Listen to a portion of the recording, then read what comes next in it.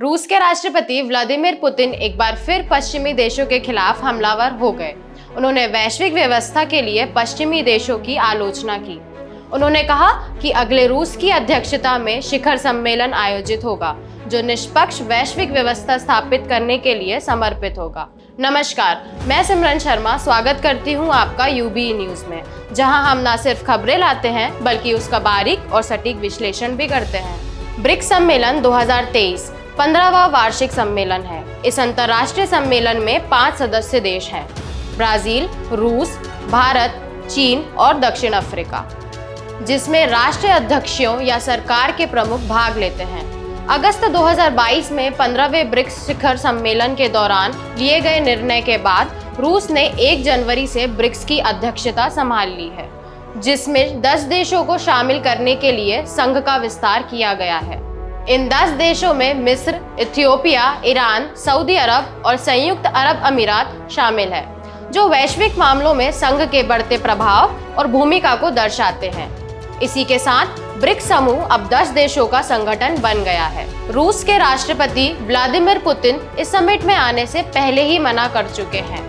चीन के राष्ट्रपति शी जिनपिंग और प्रधानमंत्री श्री नरेंद्र मोदी इसमें शामिल होंगे। 2019 के बाद यह पहली बार है जब यह सम्मेलन ऑफलाइन होगी। इस समिट में ब्रिक्स के सदस्यों की संख्या बढ़ाने के साथ ही अपनी करेंसी में कारोबार करने पर चर्चा होगी। पुतिन ने कहा कि ब्रिक्स के विस्तार का मकसद समान वैश्विक विकास और सुरक्षा के लिए बहुपक्षवाद को मजबूत करना है। ब्रिक्स भागीदार देशों की एक नई श्रेणी बनाने के तौर तरीकों पर काम करने का आश्वासन देते हुए पुतिन ने कहा, हम इस बात पर निश्चित विचार करेंगे कि कितने और देश किसी न किसी रूप में ब्रिक्स के बहुआयामी एजेंडे से जुड़ने को तैयार हैं। उन्होंने कहा कि लगभग 30 देश ब्रिक्स के साथ जुड़ सकते हैं। हम ब्रिक्स भागीदार देशों की एक नई श्रेणी बनाने पर काम करना शुरू करेंगे। रूस ने कहा कि ब्रिक्स एक संगठन के रूप में 3 प्रमुख क्षेत्रों में साझेदारी जारी रखेगा। पुतिन के मुताबिक राजनीति और सुरक्षा, अर्थव्यवस्था और वित्त के साथ साथ सांस्कृतिक और मानवीय संपर्कों के सभी पहलुओं को बढ़ावा देना जारी रखेगा।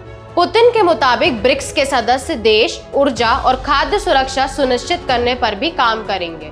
इसके अलावा अंतर्राष्ट्रीय मौद्रिक प्रणाली में भी ब्रिक्स की भूमिका बढ़ाने का प्रयास किया जाएगा। आपसी व्यापार में राष्ट्रीय मुद्राओं का उपयोग किया जाएगा। रूस की प्राथमिकताओं पर राष्ट्रपति पुतिन ने कहा, विज्ञान, उच्च प्रौद्योगिकी, स्वास्थ्य सेवा, पर्यावरण संरक्षण, संस्कृति और खेल के क्षेत्र में सहयोग को बढ़ावा देने का प्रयास किया जाएगा।